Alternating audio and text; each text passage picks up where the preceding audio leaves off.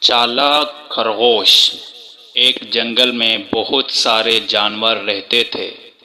اس جنگل کا شیر راجا روزانہ اپنی بھوک مٹانے کے لیے جنگل کے سب جانوروں کے پیچھے پڑا رہتا اور جو بھی جانور اس کو مل جاتا اس کو کھا کر اپنی بھوک مٹاتا۔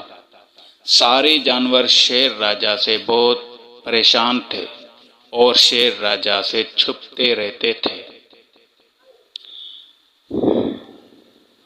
ایک دفعہ سب جانور نے مل کر فیصلہ کیا۔ ان میں لومڑی نے کہا کہ شیر راجا سے چھپنے کے بجائے اور اس سے بھاگنے کے بجائے ہم سب باری باری شیر راجا کی بھوک مٹانے کے لیے شیر راجا کے پاس جائیں گے اور باقی اپنی باری آنے تک سکون سے جنگل میں گھوم پھر سکیں گے۔ لومڑی کی اس بات پر سارے متفق ہو گئے اور مونکی نے بولا کہ بالکل یہ اچھا ہے کہ سب اسی پر عمل کریں اور اپنی باری آنے تک سکون سے رہ سکیں گے۔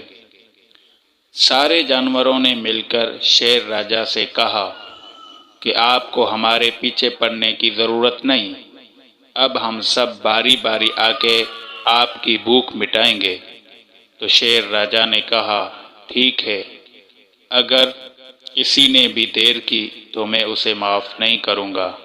اب روزانہ ایک جانور اپنی باری پر شیر کے سامنے آتا اور شیر راجا اسے کھا کر بھوک مٹاتا۔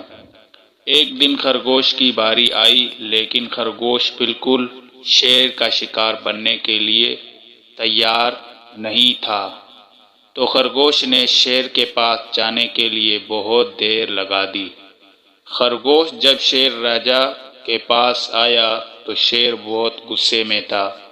تو خرگوش نے کہا شیر راجا آپ ناراض نہ ہو، مجھے راستے میں ایک واقعہ پیش آیا، پہلے وہ سنو پھر مجھے کھا لینا۔ شیر نے کہا کیا واقعہ ہے بتاؤ۔ خرگوش بولا کہ میں راستے میں آ رہا تھا تو ایک شیر نے مجھے روک لیا اور مجھے مارنے کی دھمکی دی۔